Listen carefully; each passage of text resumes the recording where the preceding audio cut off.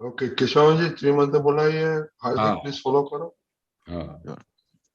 नमो वितरागाय, नमो वितरागाय, नमो नमो अरिहंताणम, नमो अरिहंताणम, नमो सिद्धाणम, नमो सिद्धाणम, नमो आयरियाणम, नमो अभ्यर्थियाणम, नमो वज्जायाणम, नमो वत्सायाणम, नमो लोये सव्व साहुणम, नमो नोय संपसामणम, ऐसो पंचन मुक्कारो, ऐसो पंचनमुखारो, सव्व पावपणासनो, सप्पावपनासना, मंगलाणम च सव्वेसिम, मंगलानं च सौवेसिं,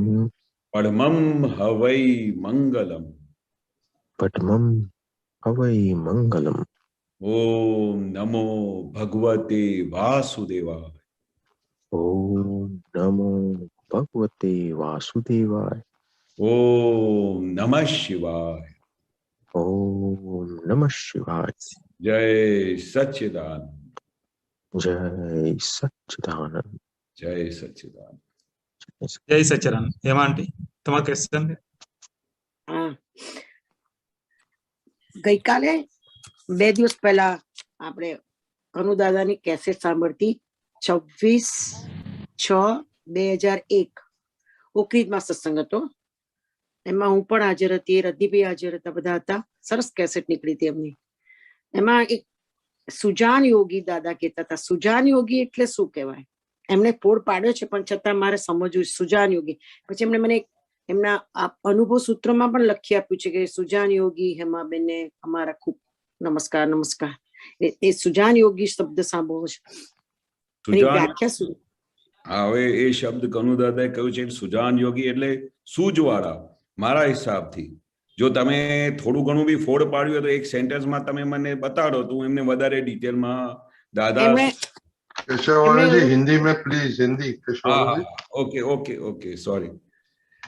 એમણે એવું કીધું હતું કે સુજાન યોગી એટલે કે હંમેશા આત્મામાં જ રહી અને બધામાં શુદ્ધાત્મા જુએ એને સુજાન યોગી કહેવાય. સુજાન યોગી, અચ્છા. એટલે મને એમ કે પોઝિટિવ બાજુનો અર્થ થાય. હા હા હા, પરફેક્ટ છે.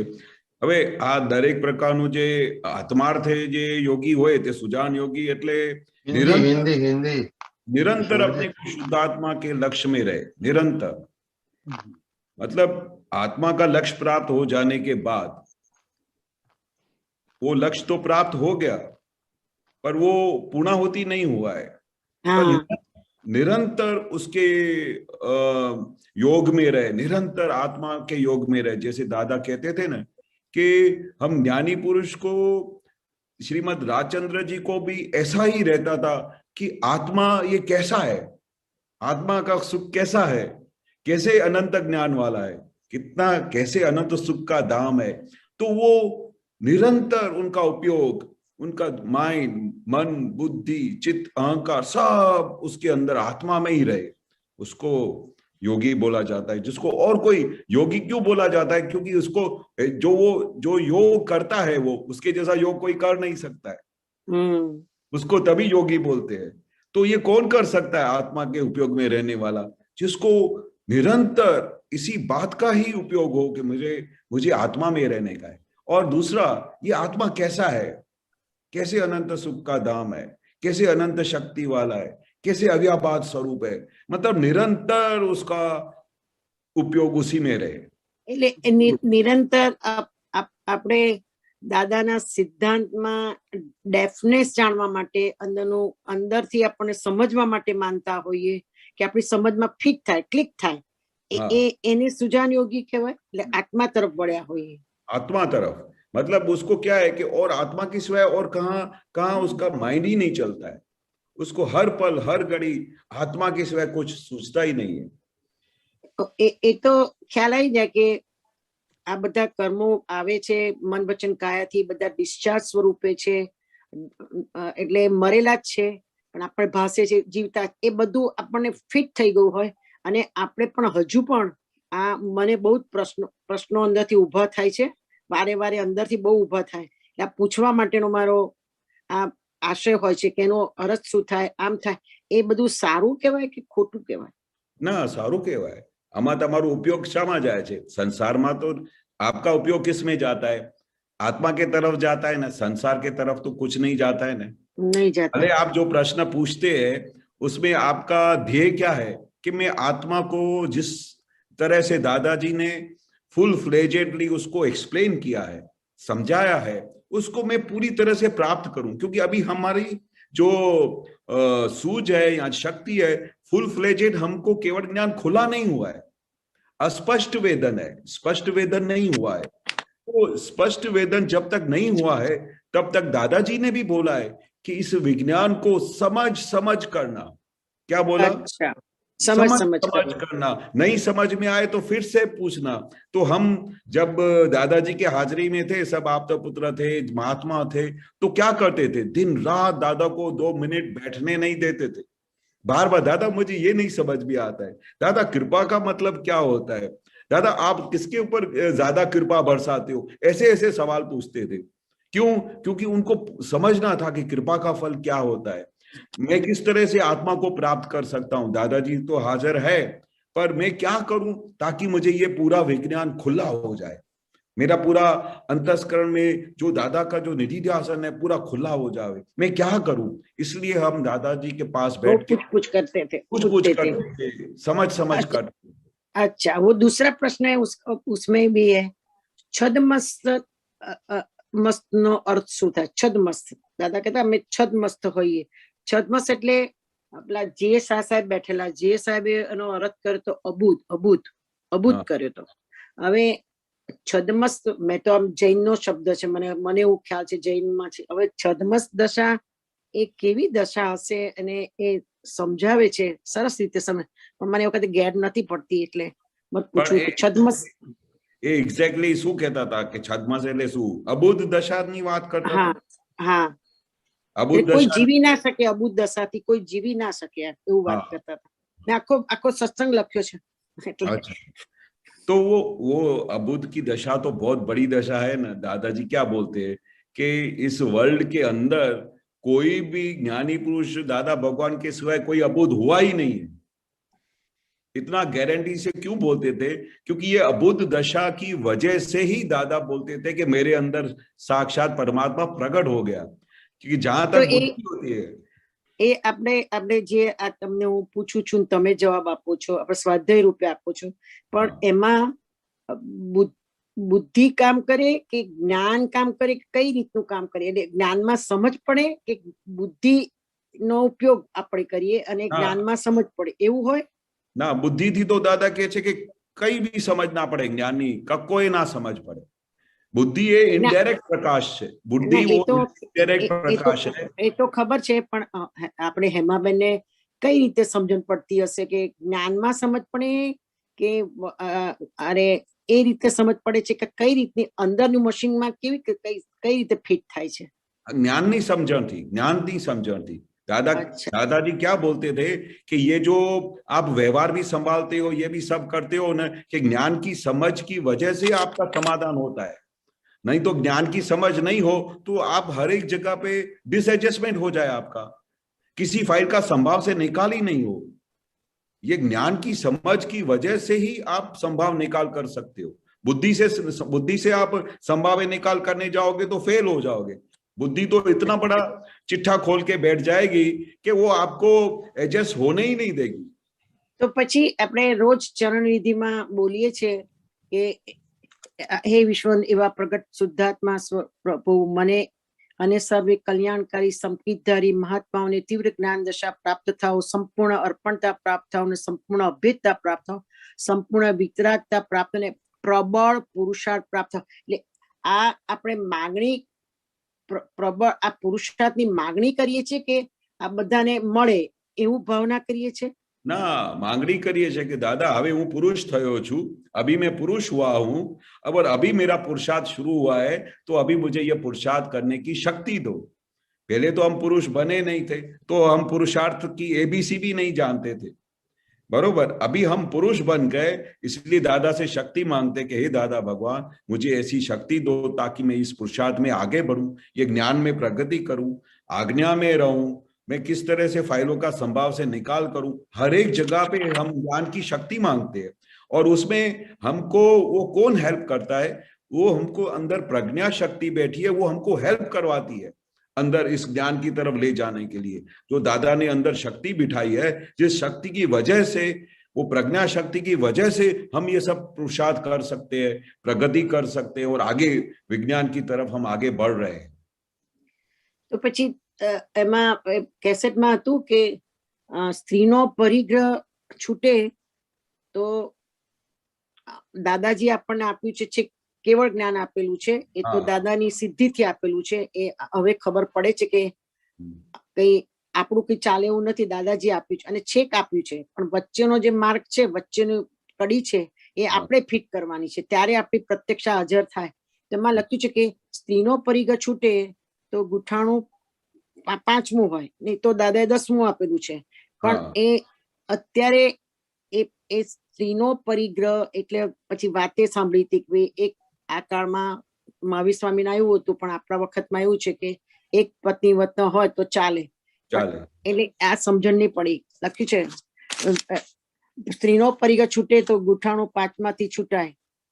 10 અમે 12મા ગુઠાણા પૈયો જ્ઞાનીઓ, પણ વ્યવહારથી તમે 5મા ગુઠાણી હોય, કારણ કે સ્ત્રીનો પરિગ્રહ છૂટે તો જ તમારો આ બધું છૂટ્યા. પછી એમણે પેલી એકાંત સંહિયાની વાત કરેલી, લખેલી, અને અમે એ વખતે બહુ સમજતા હતા એકાંત સંહિયા શું, દાદાને પૂછતા હતા. એટલે આ મને એક્ઝેક્ટ સમજાવો ને. हाँ, अभी શું કહેવા માંગે છે दादाजी? क्या कहना चाहते हैं कि जब तक वो स्त्री का परिग्रह है, तब तक वो फाइनल जो केवल ज्ञान की दशा में वो बाधक है, क्योंकि जब तक हम स्त्री में से सुख लेने की हमारी अंदर पूरी उसकी गोठवन है, उसकी समझ है, तब तक वो गुंठाना उधर से क्रॉस ही नहीं होता है, वो क्रॉस ही नहीं होएगा। पर जैसे ही वो हमारा सुख आत्मा से आता है, तो सीधा 5वां गुठमाने से सीधा 10वें गुंठाने तक पहुंच जाएगा। तो ये यहाँ पर ही एक ही चीज का बाधक है, जो दादा खुद भी बोलते थे कि जैसे ही ये क्रॉस हो गया, कि उसको पता चल गया कि भाई यहां से सुख आना बंद हो गया, ये इसमें से सुख नहीं है, तो वो सीधा आत्मा के सुख तरफ का उसका गाड़ी क्रॉस हो गया। इसलिए દાદાજીનો કહેવાનો ભાવાર્થ એવો હશે કે સ્ત્રીમાં જે સુખ લાગે છે એની વાત નહીં, સુખની જે આપણી માન્યતા છે, આમાંથી સુખ મળે છે, આમાંથી સુખ મળે, એ બધી માન્યતા છૂટીને આત્મામાં સુખ છે એવું જ્યારે દ્રઢ નિશ્ચય થાય ત્યારે સાચું. બરાબર છે? हाँ, करेक्ट करेक्ट करेक्ट, परफेक्ट है। कारण के ज्यां सुधी जब तक हमको यहाँ से सुख आने की वो लालसा है, या ऐसा माल भर के आए हैं कि हमको यहाँ से सुख मिलता है, तब तक वो गुंठाना क्रॉस ही नहीं कर सकता है। इसलिए दादा ने बोला ना कि जब तक ये परिग्रह है आपके पास, अभी देखो परिग्रह कैसा है, भले आपकी इच्छा नहीं है, फिर भी वो व्यवहार से तो उधर रहना पड़ता है, वो हमारा हिसाब पूरा करने का है, फाइल है तो उसका संभाव से निकाल करने का है। इसलिए दादा ने क्या बोल दिया कि शॉर्टकट में रास्ता दिखा दिया कि भले अभी आपका ये प्रेजेंट पोजीशन में आप घर व्यवहार में रहते हो, स्त्री के साथ रहते हो, बच्चों के साथ रहते हो, कोई प्रॉब्लम नहीं है, क्योंकि ये अक्रम ज्ञान है। क्रमिक में तो ये चलेगा ही नहीं, क्रमिक में तो सवाल ही नहीं है कि वो आपको वो गुंठाने से क्रॉस करवा सके। पर ये अक्रम मार्ग की वजह से ये हमारी सोच और हमारी समझ बदल चुक जाती है, और हमको अंदर से पूरा निश्चय हो जाता है कि हमको यहाँ से सुख तो नहीं मिलेगा, और ये टेम्पररी सुख है, और आत्मा का सुख परमानेंट सुख है। ये अंदर जो सूझ और जो हमारा अंदर से प्रज्ञा शक्ति हमको उस डायरेक्शन में लेके जाता है, तो वो धीरे धीरे धीरे दादा कहते हैं ये समझ से ये अंदर से छूट गया है। भले अभी व्यवहार से स्त्री है, पर उसका अंदर से जो चोट थी कि इसमें से सुख आता है, वो हमारा छूट गया है। महात्माओं को अभी उनको ऐसा नहीं लगता कि इधर से सुख आता है, पर अभी उनका अंदर से वो छूट गया है। पर अभी व्यवहार से स्त्री होने के बावजूद भी व्यवहार से अक्रम के अंदर दादा ने बोला उनका संभाव से निकाल करो और उनके साथ एडजस्ट करो, सब करो, पर अंदर से वहां से कंप्लीट छूट गया है। अंदर से એમાં અંદર અંદર જે પરમાણુનો સાયન્સને લીધેથી હું પૂછું, સમજ નથી પડતી સાયન્સમાં, પણ પરમાણુનો ફેટ દાદા કે છે હવે તમે શુદ્ધ થઈ ગયા પણ પરમાણુને શુદ્ધ કરો તો તમારે મોક્ષે જવાશે, એવું સિમ્પલ બોલતા હતા. પણ એ પરમાણુની શુદ્ધિકરણ આ જ્ઞાનથી જ થાય? જ્ઞાનથી થાય, જ્ઞાનથી થાય, આ સમજથી થાય कि आमा सुख नहीं, इसमें सुख नहीं है, तो वो कौन सा आता है? उधर प्रज्ञा आती है, प्रज्ञा वो सावचेत करती है, उसको अलर्ट करती है कि नहीं इसमें सुख नहीं है, आत्मा के सिवाय तुमको कहीं भी सुख नहीं मिलेगा, उधर ही आपको परमानेंट सुख मिलेगा। तो जैसे ही वो ज्ञान और ये प्रज्ञा, दादा ने क्यों बोला कि ये प्रज्ञा आपको केवल ज्ञान तक चलेगी, क्योंकि उसको तब तक हमको बार बार अलर्ट करना है, वो उसका काम ही ये है चेतने का, उसको बार बार चेतती रहती है कि हेमा बहन इधर खतरा है, इधर तुम अभी अटैच हो गई, इधर तुम्हारा अभी चित्त वहां पर चला गया, अभी भी तुमको इन बातों से सुख मिलता है, अभी भी तुम ज्ञान में नहीं रहती हो। ये सब हमको धीरे धीरे प्रज्ञा शक्ति हमको फाइनल स्टेज की तरफ लेके जा रही है। આપણું જે ચિત્ત છે એને મેં ઓબ્ઝર્વ કર્યું છે કે ચિત્ત આપણું જ્યાં જાય છે ત્યાં આપણે જઈએ છે, એની પાછળ આપણે જઈએ, એટલે ચિત્તને ઓબ્ઝર્વ કરવાનું અને જ્ઞેય સ્વરૂપે જોવાનું એ ખરો પુરુષાર્થ છે, બરાબર? ખરો પુરુષાર્થ। ચિત્ત ક્યાં ગયું, પછી તમે એમને પાછું चित्त कहां पर गया, आप उधर उनके साथ गए, वहां पर गए, फिर आपने हेमा बहन को बोला कि आप कहां पर पहुंच गए, चलो वापस चलो, ये हमारा डायरेक्शन नहीं है। तो जैसे ही आपने उसको वापस लेके आए आप ज्ञान में हो गए। और इस तरह दादा से बोलते थे कि दादा का चित्त ऐसा था कि हमारे पास ही रहता था, कोई जगह जाता नहीं था, એટલે અને આપણે આપણું દાદાની સાથે કમ્પેર કરવા જઈએ, કમ્પેર તો નથી કરતા પણ દાદા તો વે બિયોન્ડ છે, પણ જોઈએ કે ચિત્ત અહીંયા ગયું વિખરે ગયું, એટલે એ ચિત્ત મન પર બીજ પડે છે, તો મને ખબર પડી ગઈ મન પર કોઈ પણ વસ્તુનું મન પર બીજ પડે છે, એ બીજમાંથી પછી આપણે જ્ઞેય તરીકે ચિત્ત ભટકતું હોય છે અને એ કોન્સ્ટન્ટ ભટકતું હોય છે, કયા મેજિક બોક્સ માંથી શું નીકળશે કશી ખબર પડતી નથી, પણ એની ઉપર આપણે સવાર થઈને આપણે ચિત્તને જોયા કરીએ તો જ તમારા પરમાણુનો શુદ્ધિકરણ થાય અને નયા જન્મનો બ્લોક તૈયાર થાય, બરાબર છે? મારી સમજો? પરફેક્ટ। ઓકે, ફાઇન, ઓકે, જય સચ્ચિદાનંદ, જય સચ્ચિદાનંદ, બહુ સરસ જવાબ આપ્યા, સરસ। जय सच्चिदानंद। कोई महात्मा का क्वेश्चन है तो हाथ ऊंचा कीजिएगा। किसी महात्मा का क्वेश्चन है?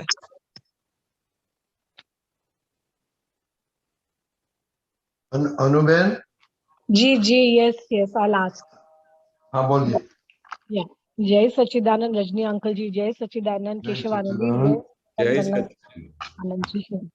स्वामी जी, जैसे एक भाग होता है रिलेटिव का और एक भाग होता है रियल का, एंड समझिए हम लोग पुरुषार्थ करते करते करते करते तो ये भी तो एक पॉइंट पे जब भी शुद्ध आत्मा की पद में रहनी में आएंगे तो वो भी तो तन्मयाकार ही हो जाएंगे ना दोनों।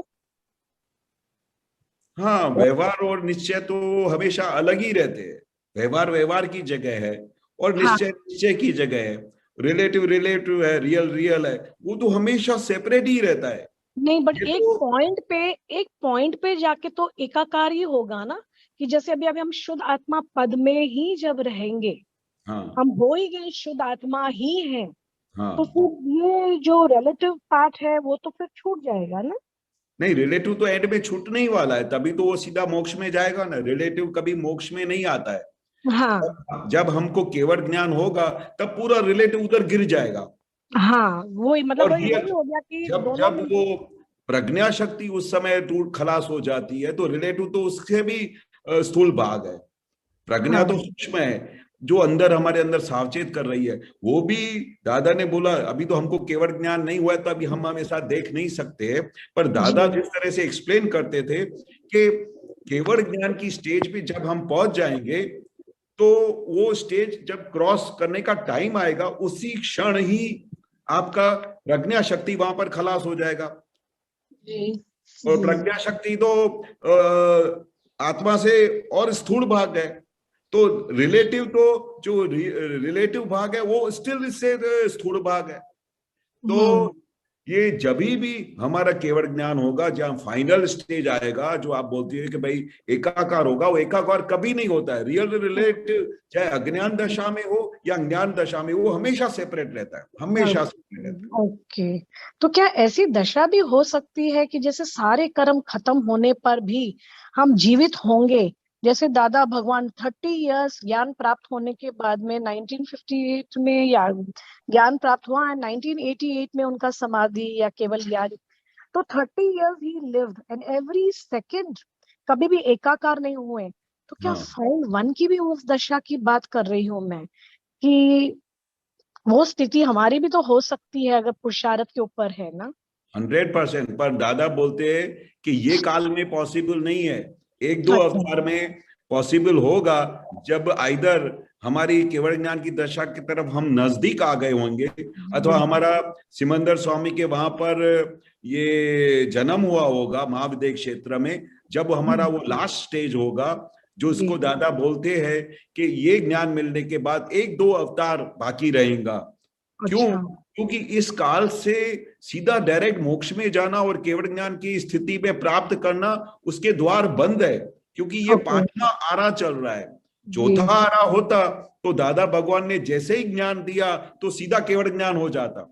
तो इसीलिए दादा ने भी ये बोला कि मेरा 356 डिग्री पे ये पूरा ज्ञान प्रकट हुआ, पर ज्ञान मेरा पूरा 360 डिग्री का था, पर काल के वजह से, इस काल की वजह से मुझे 4 डिग्री पचा नहीं और आपको भी पचेगा नहीं। तो इस काल में ऐसी आशा नहीं रखने की, पर हमारा पुरुषार्थ तो ऐसा होने का कि हमारा पुरुषार्थ एक दो अवतार में हम किसी भी तरह से इतना पुरुषार्थ करें कि हम केवल ज्ञान की तरफ नजदीक पहुंच जाएं। जी बराबर, ऐसी आशीर्वाद हो तो आप जरूर दीजिए प्लीज, ऐसी आशीर्वाद। लेकिन जैसे अभी हमारी गलतियों के कारण हम भोग रहे हैं, किस जन्म का फल कभी आ रहा है ये तो हमें पता नहीं है। तो क्या हमारे सारे कर्म खत्म कहलाएंगे? मतलब कैसे कहूँ कि अभी कौन से भाव के कर्म अभी हम लोग खत्म कर रहे हैं, वी डोंट नो। कितने हम भव करके आए हैं, कितने अवतार लिए हैं, तो कौन से अवतार का ये फल अभी निकल रहा है वो हमें नहीं मालूम। तो ऐसे आगे भी तो ऐसे हो सकता है ना कि हमारे जो कर्म बच जाते हैं अगर खत्म नहीं होते हैं, so we carry forward in the next जन्म ना। हाँ, वो तो इसलिए तो दादा ने कहा ना कि एक दो अवतार क्यों लगेगा, क्योंकि अभी हम जो आज्ञा पालन करते हैं उसका फल मिलेगा, अगर जाने अनजाने में हमारी गलतियां हो जाती है उसका फल मिलेगा। इसके लिए आपको एक दो अवतार निकालना पड़ेगा किसी भी हालत में। पर ज्ञान हमको 360 डिग्री का परफेक्ट मिला है, पर ये काल ऐसा भारी है, इसमें हमको किसी भी तरह से, दादा बोलते थे कि जैसे तैसे करके ये भव निकाल दो। जी, तकलीफ में भी हो, प्रतिक्रमण करो, कुछ संजोग अच्छे आपके जीवन में नहीं आते हैं उसको एडजस्ट करो, किसी भी तरह से ये टाइम निकाल दो, क्योंकि आपदा भव जो होगा वो भव्य होने वाला है। और एक दो अवतार में अगर कोई मोक्ष जाने की तैयारी हो जाए तो आप समझो आपका व्यवहार कितना शुद्ध हो चुका होगा। मोक्ष में कोई ऐसा तो नहीं चला जाता कि हमारे में बहुत सारी खामियां हो, अवगुण हो। अभी तो सब चीजें हमारी खाली हो रही है दादाजी की कृपा से, दादाजी की शक्ति से और हमारे खुद के पुरुषार्थ से। हम धीरे धीरे अपने आप को प्योर करते जा रहे हैं, क्लीन करते जा रहे हैं। तो उसका एंड फल कैसा होगा? तभी तो हम एक दो अवतार में दादा ने गारंटी दी ना कि आप मोक्ष में जा सकते हो। बट कितना इजी, मतलब बोल रहे हो एक दो भाव, इतना इजी नहीं लग रहा है। एक दो भाव, ये भाव काटना भी इतना डिफिकल्ट लग रहा है, तो एक दो भाव मतलब 2 जन्म हो। वो दादाजी इसलिए बोलते थे कि आपको पता नहीं चलता है कि ये कैसी अजायबी बनी है, ये क्या हुआ है, ये कैसा मिरेकल हुआ है, ये कैसा 11th वंडर प्रकट हुआ है, तो जिसकी वजह से हम आपको एक दो अवतार में मोक्ष में जाने की गारंटी देते हैं। बाकी इस काल के अंदर मोक्ष की तो बात करना भी मुश्किल है, दादा बोलते थे। कोसों दूर है, कोसों दूर है, ऐसा शब्द बोलते थे। इस काल में मोक्ष की बात करना कोसों दूर है, बहुत दूर है। दादा बोलते थे कि आप कितने पुण्यशाली हो कितने आपने पुण्य किए होंगे जो दादाजी का आपको कनेक्शन मिल गया है, और इस कनेक्शन की वजह से आपको इतनी जागृति होती है, इतनी आपको अभी उतावल होती है कि हम कब ये माल खाली होगा, कब हम जल्दी ये माल खाली करके मोक्ष में जाएंगे। तो ये जो जागृति प्रकट हुई है वो जैसी वैसी प्रकट नहीं हुई है, ये तो दादाजी के कृपा का फल है और आपका कुछ पुण्य है, जिसकी वजह से ये अंदर आपको हर घड़ी हर वक्त ये भाव होता है कि सब इन चीजों से अभी मैं मुक्त होके, दादाजी अभी हमको मोक्ष लेके जाओ, दादाजी अभी हमको ये संसार में अच्छा नहीं लगता है, ये फाइलों के साथ रहना भी बहुत मुश्किल लगता है, जैसे आपने अभी बोला ना कि अभी डिफिकल्ट लगता है, तो ये हकीकत है। नहीं तो दादा ये शब्द वापरते, कई बार दादाजी ने एक वाक्य वापरा है कि ये संसार में ये सब लोग कैसे जी रहे हैं, ये हमको अजायबी लग रही है। क्या बोले थे? सच्ची कैसे जी रहे, हमको भी लगता था कि हम एक्चुअली रिलेटिव को भी हम लोग रियली मानते थे। हमने तो कभी ये सुना ही नहीं था कि ऐसे लाइन ऑफ डिमार्केशन भी है इसमें। मतलब ये आश्चर्य लगता है। मैं अभी वही खाना खा रही थी और सोच रही थी कि सचमुच में हमें क्या मिल गया है। मतलब ये रोज ही विचार आता है, ये क्या मिल गया है।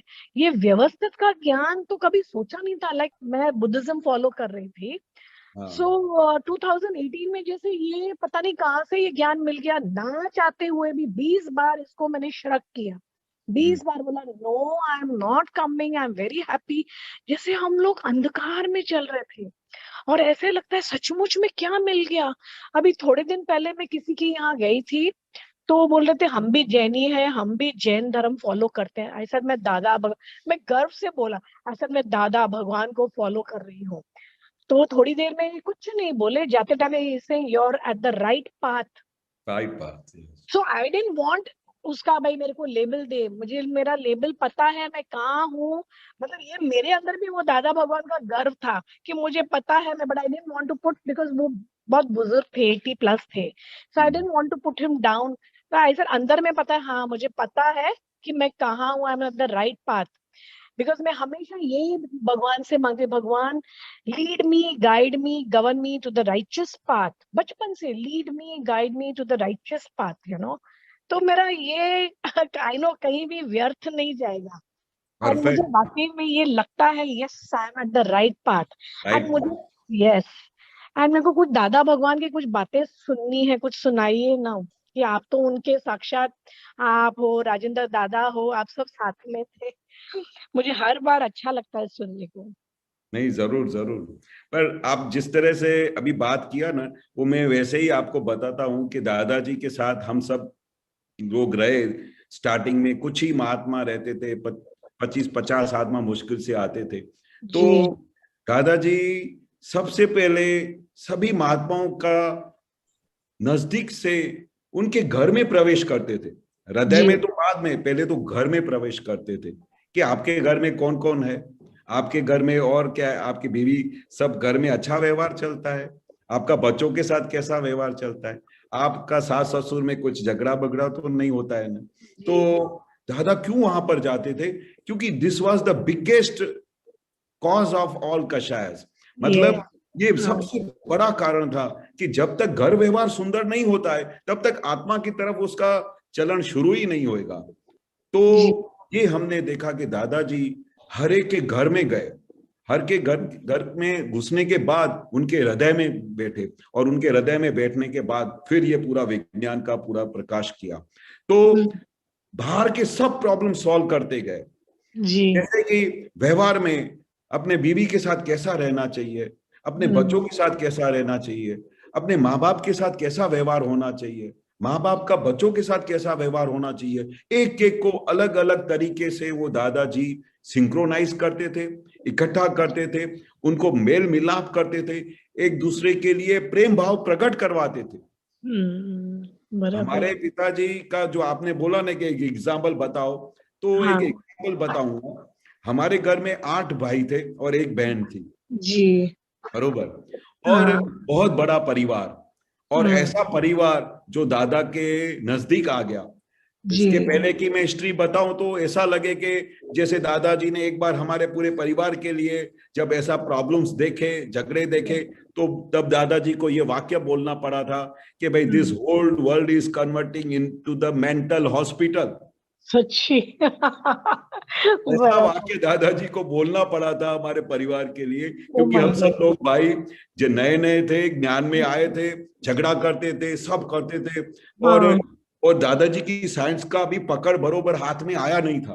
या अभी ऐसे ही टाइम में जैसे लगता है कि दादाजी स्पेशली हमारे घर के लिए ही इस धरती पे आए, और हम सब लोगों का 30-40 जो बहुत बड़ा परिवार है हमारा, उनका कल्याण करने के लिए आए होंगे।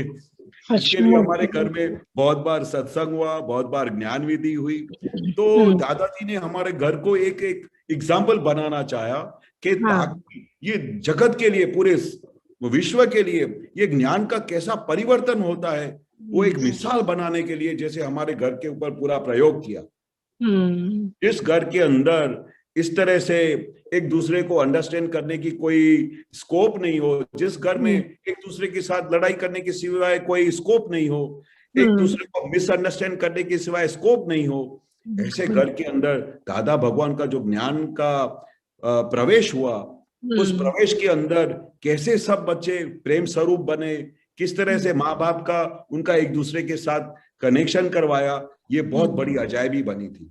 तो हमारे और पिताजी के बीच में काफी डिफरेंस रहता था, difference of opinion, difference of व्यवहार, हर एक बात में कुछ अलग अलग स्पेस पे आते थे। तो उसकी वजह से क्या होता था कि हमको दादा भगवान की विज्ञान से, दादा भगवान की समझ से, हमको पिताजी और मदर फादर के साथ दादा ने एक बहुत बड़ा सिंक्रोनाइज किया। कैसे किया कि जब हम अकेले में दादाजी से बात बैठे हो, तो हम बच्चे हो, तब वो दादा पिताजी की पूरी पूरी इतनी अच्छी हिस्ट्री बताते थे जो हम नहीं देख पाए। ज्ञानी पुरुष देख सकता है कि वो कितना इंटेलिजेंट है, कितना उसके पास ब्रेन है, कितना वो पावरफुल इंसान है।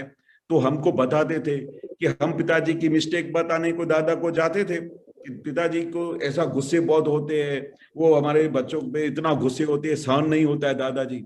तो फिर दादाजी क्या बोलते थे, आपको पता नहीं है वो चंदीराम सेठ के अंदर इतना ब्रेन है, इतनी शक्ति है कि 12 मिले चला सकता है। हम ऐसा सुन के अचरज पाते थे कि ऐसे हमारे पिताजी है जो 12 मिले चला सकता है, और हम उनके दोष देख रहे, और इतने इंटेलिजेंट आदमी, हमको तो कितनी बुद्धि भी नहीं है। तो दादा ने ये क्या किया, दादा ने हमारे पिताजी के लिए वो कौन सी व्यक्ति है, कितनी महान व्यक्ति है, कितनी विचारशील व्यक्ति है, जो दादाजी उनको जब बुलाते थे तो हम सबके सामने कैसा करके बुलाते थे, आओ सेठ। ज्ञानी पुरुष होके वो हमारे पिताजी को बोलते आओ सेठ बैसो। तो दादाजी ने क्या, जैसे हमारे पिताजी के साथ एक नया कनेक्शन करवाया, एक हमको पिताजी की एक नई पहचान दिलाई कि व्हाट ही इज, ये कितना अच्छा पर्सनालिटी है। अभी एक तरफ का दादाजी का ये प्रोसेस आपने सुना कि किस तरह से हम सब के अंदर उनके लिए बहुत अच्छा भाव प्रकट किया कि हमारे पिताजी कितने महान है, उनको व्यवहार बहुत अच्छा आता है। फिर इतना ही नहीं, वो अमेरिका तक जाके बोलते थे कि अगर उनको विनय समझना हो, विनय क्या होता है, तो आप बड़ौदा में जाके सेठ चंदीराम को जाके मिल के आना। अच्छा। अभी ये वाक्य कोई जैसा वैसा वाक्य समझते हैं आप? दादा में स्वयं हम्बल, वो हकीकत में बहुत विनय वाले पुरुष थे। इतना विनय के छोटे बच्चे से कभी उनको हाथ पकड़ के बोलते थे कि मुझे आशीर्वाद दो। हम तो छोटे छोटे आप्त पुत्र थे, सबके आप्त पुत्रों का हाथ पकड़ के अपने सर पे रखते थे और बोलते थे हमको आशीर्वाद दो। कैसा विनय होगा उनका। जी, क्या व्हाट अ स्टेट रियली, इतना हम्बल। मैं उनका वीडियो देखती हूँ, वो ऐसे आरती रोज शाम को करती हूँ, ऐसे उनकी शक्ल देखती हूँ, हो गया टीका हो गया, मतलब वर्ड्स में नहीं एक्शन में हो गया। मैं तो बोलती हूँ माय गॉड, और आंख में पानी आ जाता है ऐसे रियली। मतलब वो क्या इंसान होंगे, वो कैसे दादा भगवान है, मैं आश्चर्य होती हूँ। आश्चर्य। वो दादाजी बोलते थे ना, तो ये हमको बार बार आश्चर्य लगता था। इस तरह से हमको पिताजी ने, दादाजी की, अभी मैं वो स्टोरी पूरी करता हूँ कि इस तरह से दादा हम सब बच्चों को, हमारे पिताजी के लिए, हमारे लिए बहुत बड़ा मान का पूरा अंदर भाव प्रकट किया, हमारे प्यार का भाव प्रकट किया, हमारे को प्रेम स्वरूप बना दिया। अभी जब पिताजी के साथ हम नहीं होते थे, तो पिताजी के साथ पता है कैसे बात करते थे? आपके बच्चे बहुत अच्छे हैं, वो केशव तो बहुत अच्छा है, वो कन्हैया भाई और सब हमारे जो सबके नाम लेके, उनको बहुत अच्छी भक्ति है, वो दादा का ज्ञान बहुत अच्छा समझ गए, और व्यवहार में आगे चल के ये सब बच्चे आपका नाम रोशन करेंगे। और पिताजी को उनके लिए, बच्चों के लिए प्रेम भाव। अभी पहले हम ज्ञान की दशा में दोनों ईस्ट वेस्ट की दिशा में चलते थे, ज्ञान के प्रकाश से, दादा की ज्ञान की विद्या से, दादा के ज्ञान के प्रकाश से, समझ से, किस तरह से पूरे फैमिली को एक करने का वो भाव से हम सब परिवार को एक बना दिया। उनको हमारे लिए प्रशंसा की, उनकी हमारे सामने प्रशंसा की।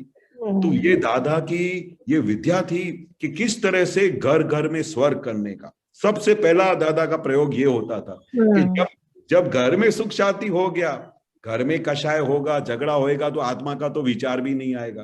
तो दादा ने ये बहुत अच्छी पॉइंट पकड़ी थी कि घर घर में जाके एक एक के अंदर सबको प्रेम स्वरूप बनाया, हर एक के घर के जाके सब प्रॉब्लम सॉल्व किए, फिर उसके बाद धीरे धीरे धीरे ज्ञान परोसना शुरू किया, और इसी तरह सबको ऐसा प्रेम स्वरूप बना दिया कि वो फिर दादाजी को कभी छोड़ नहीं सके।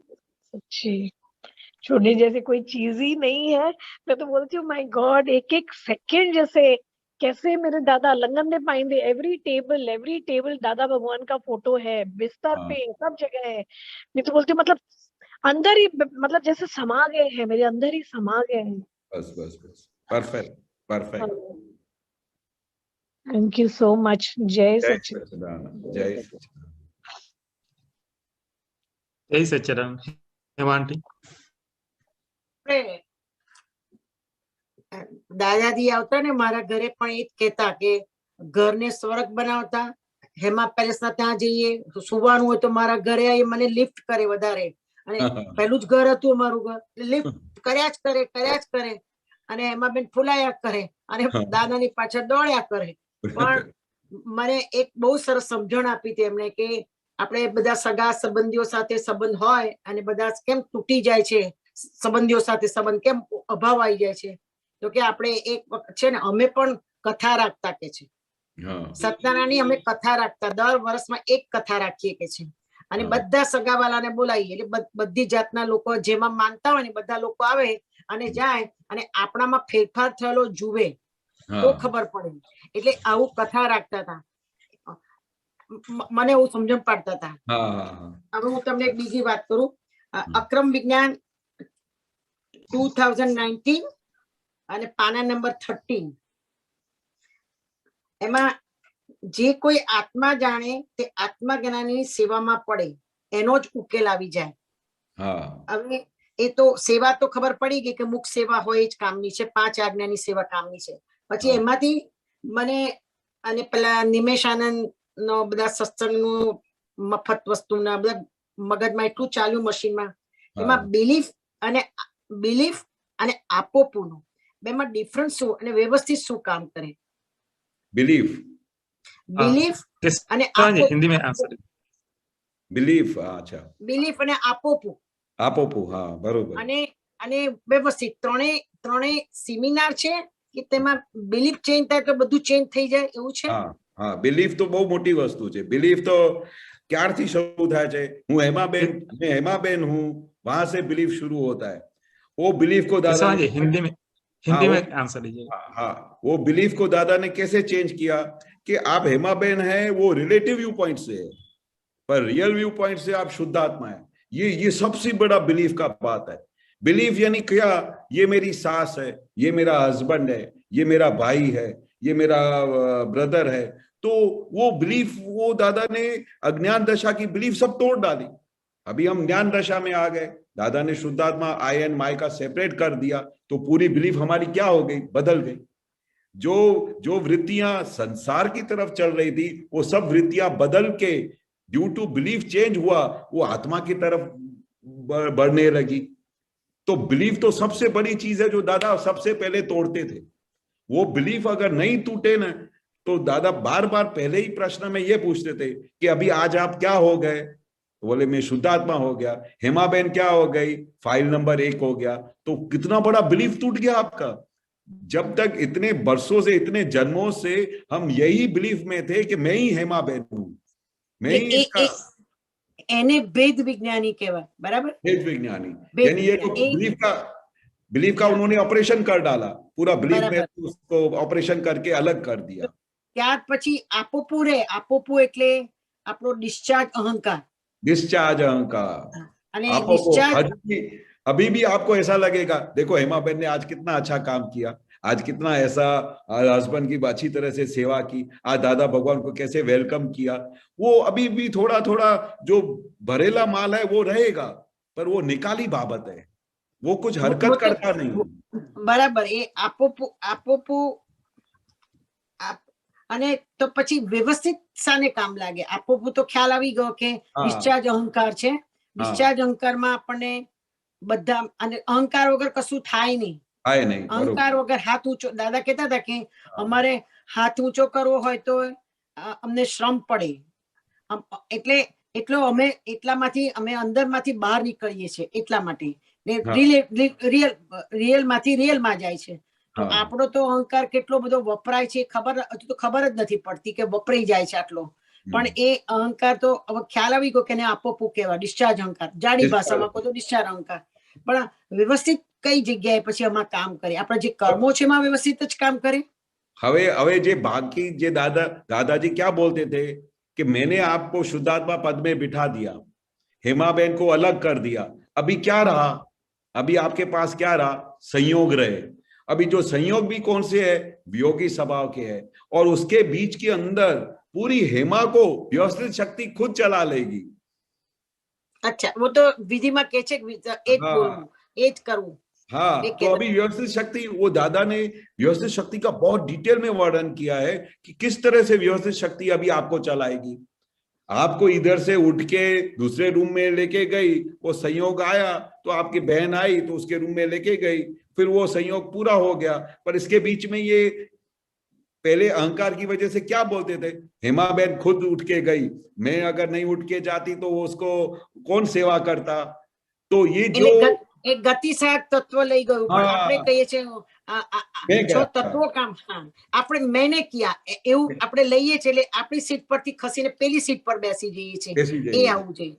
हाँ, पर एक्चुअली करता क्या है? व्यवस्थित शक्ति सब करवाती है। हाँ, अनादि का जो आदत पड़ा हुआ है उसकी वजह से बार बार एकाकार हो जाते हैं, फिर ये ज्ञान उसको छुट्टा करके फिर वापस लेके आता है।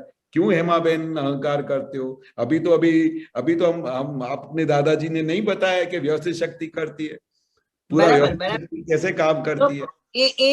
तो પછી હિસાબ દાદાજી પછી બધું એવું કે છે કે આ બધો હિસાબને લીધે, હિસાબીનો સંબંધ, તો આખું જગત હિસાબીને લીધે જ ચાલે છે। 100% दादा बोलते हैं ना, एक बाल जितना भी ऐसा बार बार बोलते थे कि इतनी स्वतंत्र किसी में भी शक्ति नहीं है कि किसी व्यक्ति को एक गुस्सा होके उसको हैरान कर सके, उसको मार सके, उसको हिला सके। इतनी बाल की टोच जितनी भी स्वतंत्र शक्ति नहीं है। अभी आप सोचो, इसके अंदर दादाजी ने कितना विज्ञान खुला किया है।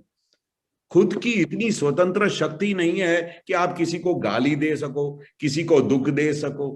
ये तो साइंटिफिक सर्कम एविडेंस के हिसाब से संयोग भेगे होते हैं, इकट्ठे होते हैं, और व्यवस्थित शक्ति उसका टाइम पूरा होता है, उसको शक्ति को उधर से यहां वहां लेके जाती है और वहां पर जाके उसका हिसाब पूरा करवा देती है।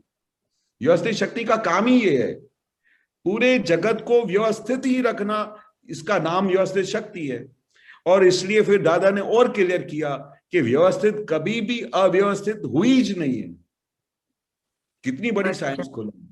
आपको लगेगा આ બધા શબ્દોની માયાજાળ છે, એટલે એકબીજાને સાકર જેવું લિંક થાય છે, પણ અલ્ટિમેટ તો એમાં હું જ છું એવી જો સમજણ પડી જાય તો કામ થઈ જાય। બરાબર છે? काम થઈ જાય।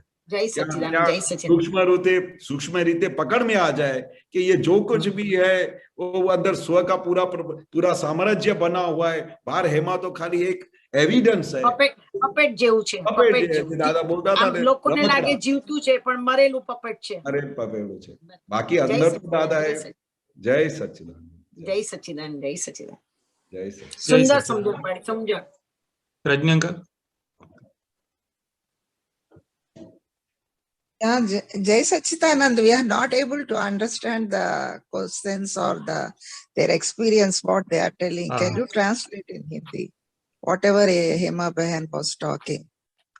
Most of their questions, if they translate, we can understand to some extent. इन हिंदी?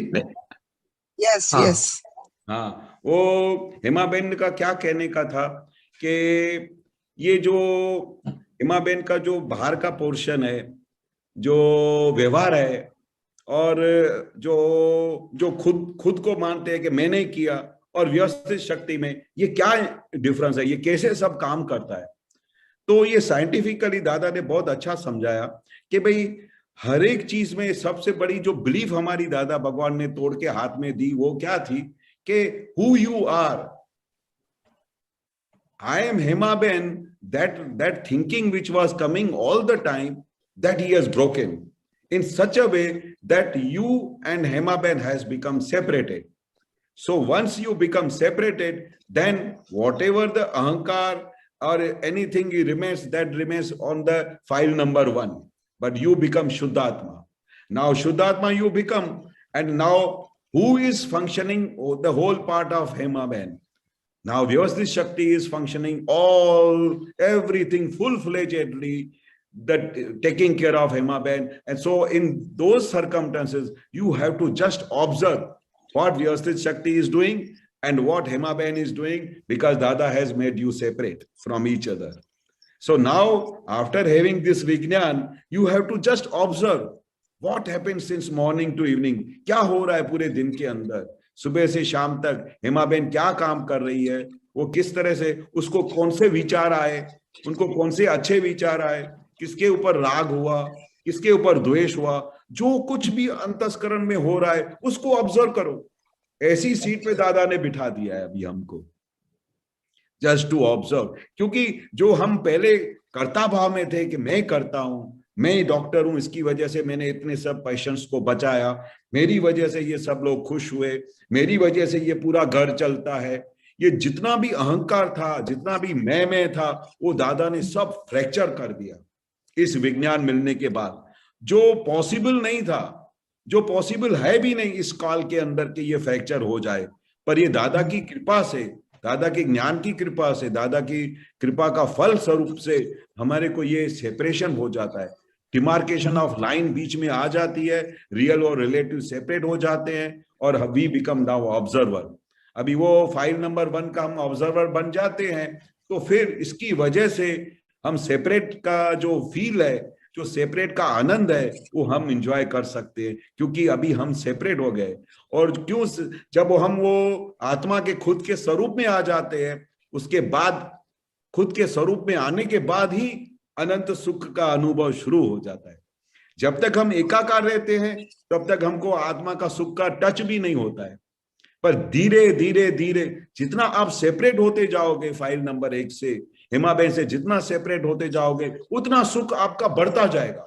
ये केवल ज्ञान का स्वरूप का जैसे स्टेप्स है, स्टेप बाय स्टेप जैसे हम आगे बढ़ते हैं ना केवल ज्ञान की तरफ से, आप दिनों दिन आपको अनुभव होगा कि अभी मेरे को पहले से अभी और अच्छा हैप्पीनेस फील होता है, अभी मेरे को आत्मा का और सुख मेरे को प्रकट होता जा रहा है। The main thing here is we should not have doership. That is कर्तापन का भान नहीं रहना। और another thing is, आप last time सत्संग में बताए थे कि कुछ अपने को कुछ ट्राई करने का है।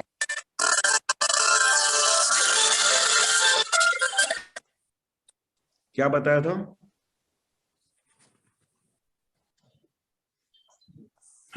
और ये बात है। हेलो,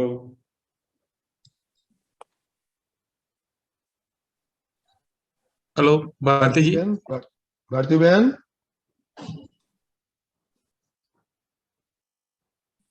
आई थिंक उसका कनेक्शन चला गया ये लगता कुछ है। फोन पे बात कर रहे हैं। सॉरी फॉर द इंटरप्शन, दूसरा कॉल होके आके हाँ, बंद हो गए, अच्छा, सॉरी। कोई बात नहीं। सो पहले लास्ट सत्संग में आप बताए थे हाँ, कि अपने को कुछ काम करने का है, तो हाँ, बात करने का भी है, अपन व्यवस्थित शक्ति बोल के केयरलेसली नहीं करना, पूरा प्रयत्न करना, केयरफुल रहना, और बरोबर। कुछ काम के लिए अपना पूरा प्रयत्न अपन करना, बाद हाँ, में ही व्यवस्थित शक्ति यूज कर सकते हैं, ऐसा बताए थे। परफेक्ट वो परफेक्ट, वो दादाजी ने सही बताया था। साउंड नहीं आ रहा, 1 मिनट, 1 मिनट, हाँ, 1 मिनट प्लीज। हाँ जी, हाँ अभी आ रहा, वो दूसरा फोन आके पूरा इंटरप्ट हो गया, सॉरी। अच्छा, कोई बात नहीं।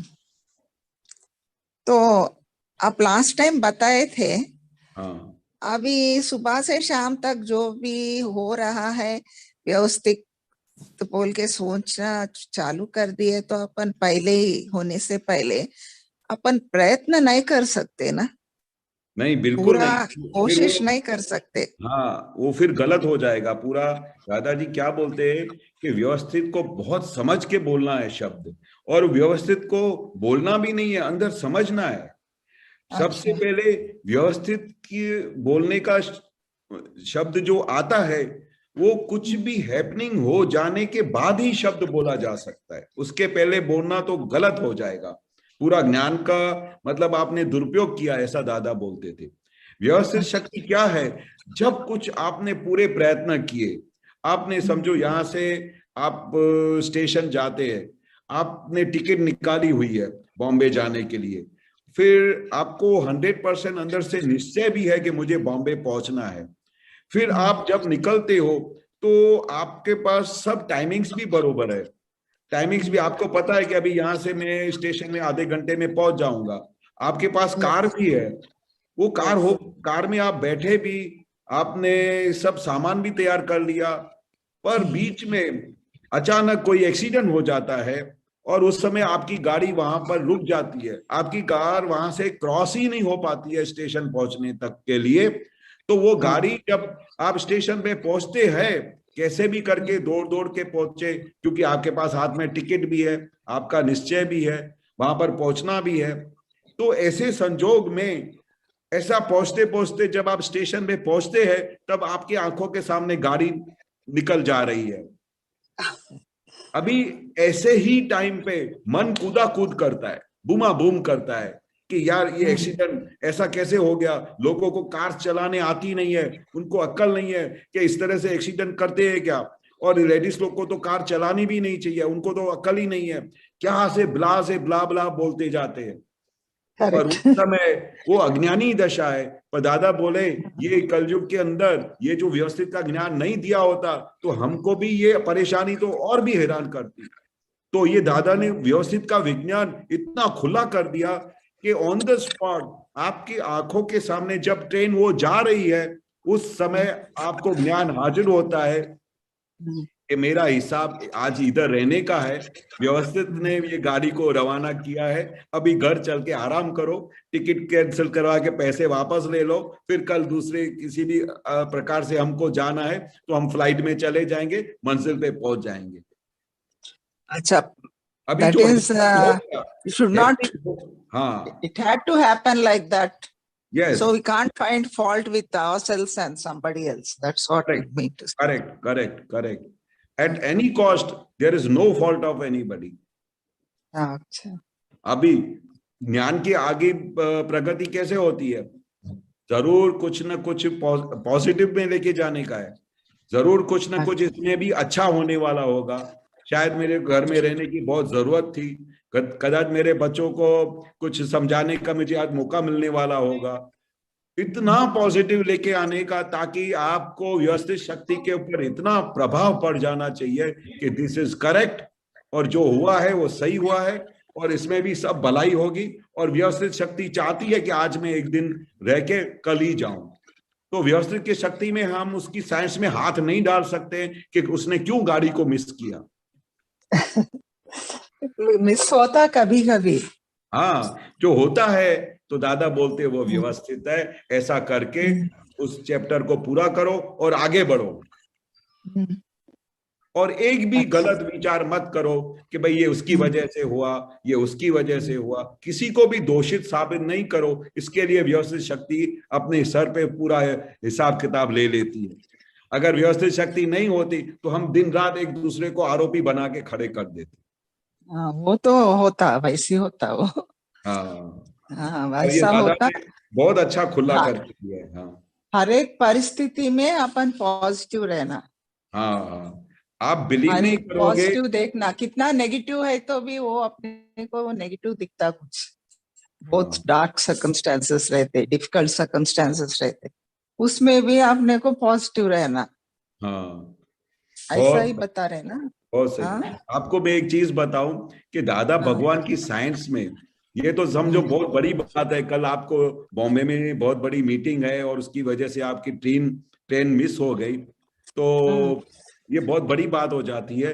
पर दादाजी ने जब फर्स्ट टाइम एक सादगी से इतनी सिंप्लिसिटी में एक एग्जाम्पल दिया, उस समय हमारा ब्रेन फ्लॉप हो गया कि दादाजी क्या बोल रहे हैं। उन्होंने बताया कि तुम्हारी वाइफ अगर घर में कड़ी बना रही हो, उसका भाव कैसा है कि मेरा हस्बैंड को मैं जल्दी कड़ी बना के दूं और वो कड़ी चावल और खिचड़ी बना के वो जल्दी खा के जाए अपने काम पे। और उस समय वो कड़ी जब वो बना रही थी तो कड़ी का उसका सांसी जो पकड़ है उसमें से वो तपेली छूट जाती है, कड़ी गिर जाती है। तो उस समय किसने उसको गिराया? तो दादा बताते हैं वो व्यवस्थित शक्ति ने किया। अभी दादाजी क्या बोलते हैं, उस समय उसका हस्बैंड क्या बोलता है, मैंने अपनी आंखों से देखा ना, आपके हाथ से ही कड़ी गिरी है। अभी अज्ञान दशा में तो क्या बोलेगा, मैंने अपनी आंखों से देखा। पर साइंटिफिकली ये व्यवस्थित शक्ति अपना काम कर रही है। अभी इतनी बड़ी साइंस दादा ने इतनी सादी भाषा में बता दी कि कड़ी भी गिरती है वो भी व्यवस्थित शक्ति के हिसाब से गिरती है। वो उस समय अपने वाइफ को बोलो कि अभी कुछ चिंता मत करो, आपके हाथ तो नहीं जल गए, गरम कड़ी उतार रहे थे, तो अभी आप सब ठीक है, आप मेरे खाने की चिंता मत करो। मेरे को कुछ ऐसा खिचड़ी भी, मसाले वाली खिचड़ी है, मैं ऐसे भी खा के चला जाऊंगा। देखो ज्ञान का कितना प्रकाश है व्यवस्थित शक्ति की समझ के बाद। अगर ये व्यवस्थित की समझ नहीं होती तो घर घर में कितने कषाय और झगड़े होते। हाँ, वो तो डांटेगा, यू आर वेरी केयरलेस, देखो कितना वेस्ट हो गया बोल के डांटना चालू होगा।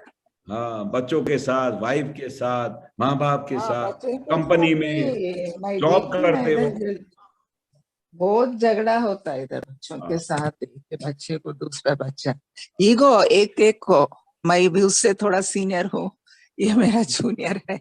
इधर तो साइंस काम करती है, इसलिए तो दादा ने बोला ना कि हर जगह पे ये साइंस का इस्तेमाल करो। मैंने आपको इतना अच्छा विज्ञान दिया, इतनी समझ दी है, इतनी बड़ी साइंस, साइंटिफिकली हर एक बात समझाई है, इसका प्रयोग करो। जितना आप प्रयोग करोगे इस साइंस का, उतना आपका सुख बढ़ेगा, उतना आपके घर में से झगड़े कम हो जाएंगे, कषाय कम हो जाएंगे, आप आत्मा में रह सकते हो, आनंद में रह सकते हो। जितना भी हो सके इस साइंस का इस्तेमाल करो।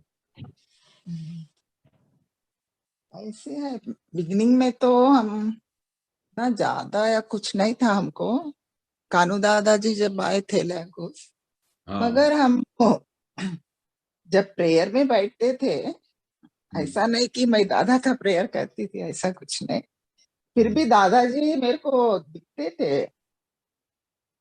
ओ मे बी हेलुसिनेशन, अपन कुछ थिंक कर रहे हैं तो दिखते हैं, मगर वैसे दिखते थे बैठे तो, means in flash and blood like that. May be it's, I don't know, sometimes he appears like that. Of course वो सूक्ष्म रीते हाजिर होते हैं, और जो अपने भक्तों को जब उनको खास जरूरत होती है उस समय तो आके दर्शन भी देते, हमारे सपने में भी आके बातें करते। तो दादाजी को जितना आपकी चाहत है, जितना आपकी उसके लिए भक्ति है, जितना दादाजी के लिए आपको भाव होता है, प्रेम प्रकट होता है, उतना वो दादाजी आपके नजदीक आएंगे। दादाजी बोलते हैं आपको जितना जो कुछ चाहिए आप मेरे से मांग सकते हो, मैं कुछ सब कुछ देने के लिए ही तो आया हूँ, आपको जो चाहिए वो मैं देने को आया हूँ। ऐसा नहीं कि एक्सक्यूज मी, ऐसा नहीं कि दादाजी नहीं बोलते थे ओनली मोक्ष पूछना, दूसरा और कुछ नहीं पूछना? हाँ, ऐसा नहीं बोलते थे? नहीं, ऐसा दादाजी क्या बोलते थे कि व्यवहार में आपको कुछ तकलीफ हो तो आप हमको बताना, तो मैं आपका इलाज करके दूंगा, क्योंकि मेरा हर एक जगह पे कनेक्शन है, सब देवी देवताओं के साथ कनेक्शन है। मैं सिर्फ ऐसा फोन का रिसीवर उठाऊंगा ना तो मेरा उधर मैसेज पहुंच जाएगा कि जाओ इनको इनके घर में जा तकलीफ है, जाके उनको उठा के आओ। आप समझे? अच्छा, समझ में आया ये। हाँ, तो दादाजी क्या करते थे कि सबसे पहले जितनों को भी जितनी भी तकलीफ हो वो बोलते थे कि ये सब मेरे महात्मा है, इनका इतनी तो ताकत है नहीं कि इन सब चीजों को वो सॉल्व कर सके। वो तो टाइम और था, चौथा आ रहा था, उस समय तो इतनी शक्तियां थी। जिधर वो महावीर स्वामी हो गए, जब उनको महावीर क्यों बोला गया, वो महावीर की तरह रहे, हर एक संजोग, कितने तप किए, कैसे कैसे संजोग में उन्होंने जहर पिए, कितना सब कुछ सहन किया। तो वो टाइम अलग था। पर अभी दादा बोलते ये आरे में, पांचवें आरा में उनकी सबकी शक्तियां खलास हो गई है, और ऐसी शक्तियां में खलास हो गई है, और उसमें अभी अचानक वो ज्ञानी पुरुष को मिल चुके हैं। तो उनका तो एक तो बड़ा पुण्य है कि ज्ञानी पुरुष को दर्शन हुआ। तो अभी मेरे इन भक्तों का, इन महात्माओं का इतनी तकलीफ में है, तो दादाजी बोलते हैं कि मैं उनकी विधियां कर देता हूँ, उनके सब प्रॉब्लम सॉल्व कर देता हूँ, उनको मोक्ष में जाने के लिए रास्ता बताता हूँ, ताकि उनको घर बार में अच्छा रहेगा, तकलीफ नहीं होगी, तभी तो मोक्ष की गली में आगे दौड़ सकेंगे ना। इसके लिए दादा सबकी विधियां करते थे, सबके दुख दूर करते थे। किसी को भी बार बार पूछते थे कि भाई तेरे को कुछ तकलीफ तो नहीं है ना, कुछ तकलीफ है तो बताना, मैं सब कर दूंगा, क्योंकि ज्ञानी पुरुष चाहे सो कर सकते हैं, ऐसा बोलते थे। ज्ञानी पुरुष चाहे सो कर सकते। और कितने लोग तो ऐसे बहुत ही गरीब दशा में थे, तो दादाजी सामने से आके उनको बोलते भी थे कि मैं आपको बंगला बंगला कुछ बना के दूं। अच्छा, हाँ, ऐसा कोई नहीं बोलता बंगला बना हाँ, सामने से बोलते थे कि मैं आपको कुछ तकलीफ हो। तो वो सब महात्मा भी बहुत पक्के थे, वो भले खुद तकलीफ में गुजारते थे, पर दादाजी को बोलते थे कि दादाजी मुझे बंगला बंगला कुछ नहीं चाहिए, पर मेरे को मोक्ष के सिवा और कुछ भी नहीं चाहिए दादा, मेरे को ऐसी कृपा बरसाओ। तो कितने सारे महात्मा को हमने देखा, वो दादाजी सामने से देने को तैयार थे, तो भी वो नहीं लेने को तैयार होते थे। उन लोगों को टू मच नीड है तो पूछते ना। Suppose it's a very critical need, और रिलेशनशिप्स का प्रॉब्लम सॉल्व करते थे दादाजी, between parents, children, brothers and sisters. वो that is a really great thing, वो रिलेशनशिप्स मेंटेन कराना और मेंटेन करना। बहुत मगर जिसी को कुछ अर्जेंट क्रिटिकल नीड होता तो देते, बोले तो क्यों नहीं लेते, जब तो लेते थे होंगे कुछ लोग। पर कितने जने तो सामने से दादाजी को आके बोलते ही थे, दादाजी मेरी घर की हालत बहुत तकलीफ में है, बहुत दिनों से जॉब भी नहीं मिलती है। तो दादाजी बोलते थे अच्छा आजा आजा, मैं तेरी विधि कर देता हूँ। और जैसे ही विधि करते थे, कुछ ही दिनों के अंदर उनका काम हो जाता था। ऐसे तो कितने महात्मा थे जो सामने से दादाजी को आके बोलते भी थे, और कितने हिजाब वाले महात्मा थे जो दादाजी को ज्यादा कुछ बोलते नहीं थे, और ऐसा ही बोलते थे दादाजी मेरी स्थिति तो सब जानते हैं ना, भले ये भाव में दादा बोलते हैं ना, जैसे तैसे करके निकाल दो आते भाव, ये मेरा हिसाब ही ऐसा है, तो भले ये भाव में मैं पूरा कर डालू। कितने ऐसे जबरदस्त पुरुषार्थी महात्मा थे जो दादाजी से कुछ मांगते ही नहीं थे, मोक्ष के सिवा कुछ नहीं मांगते थे। और कितने ऐसे भी थे जो तकलीफ नहीं सहन कर पाते थे, तो दादाजी उनको बोलते थे कि आजा मैं तुम्हारी विधि कर दूं, और दादा ऐसा करके सब महात्माओं का प्रॉब्लम सॉल्व किया, सब महात्माओं का। तो अल्टीमेट इसका आपका क्या ओपिनियन है कि पूछना अच्छा है दादाजी से, दादाजी को सब कुछ मालूम है बोल के नहीं पूछना अच्छा है? नहीं, वो तो अपने हकीकत में देखा जाए कि अगर आपको ज्ञानी पुरुष की पहचान हो गई कि ये साक्षात परमात्मा है, सब कुछ जानते हैं A to Z, तो उनसे तो मोक्ष के सिवा कुछ मांगना भी नहीं चाहिए। क्योंकि व्यवहार के लिए तो हम कितने जन्मों से अपने भगवान से बार बार यही मांगते आ रहे हैं। वो दादाजी कितने बार कोई अजीबो गरीब कोई बात पूछता था ना, तो दादाजी उनको ऐसा बोलते भी थे कि एक आदमी को बच्चा नहीं हो रहा था, तो दादा को आके बोला कि दादाजी हमारे घर में एक बच्चा आ जाए ना, ऐसा करके रिक्वेस्ट किया। तो दादाजी ने बोला, किस जन्म में बच्चों को नहीं पैदा किया था, किस जन्म में, कुत्ते के जन्म में था, बिलाड़ी के, कैट के जन्म में था, सब कुरकुरियाई पैदा किया है। तो इस जन्म में अगर वो फाइल नहीं है तो छोड़ दो ना। अच्छा, ऐसा भी बोला था एक दो महात्मा। राइट अंडरस्टैंडिंग, वो भी राइट थिंकिंग एंड अंडरस्टैंडिंग। भाई कौन से जन्म में आपने फाइल पैदा नहीं की, मांड मांड घर में 2 फाइल है, उसका भी संभाव से निकाल नहीं होता है, तो और क्या एक नहीं है घर में, तो हस्बैंड एंड वाइफ 2 जने हैं, 2 file, it is good, no problem. अभी तो आपको आत्मा की तरफ जाने का है कि अभी और भी संसार बड़ा करने का है? क्योंकि जब बच्चा होएगा 2, फिर उसकी बहू आएगी, फिर उनके बच्चे आएंगे, फिर आप नाना नानी बनेंगे, दादा दादी बनेंगे, ऐसा करते करते तो कई जन्म निकाल के आए आप। इस जन्म तो छोड़ो, ऐसा भी बोलते थे दादा। अच्छा, हाँ, अभी तकलीफ आया तो पूछो बोलते, आप बोलते दादा को सब कुछ पता है, इसीलिए पूछना अच्छा नहीं है। अल्टीमेट के लिए पूछना, मगर like if you take him as a mother, you can ask your small things also. Yes.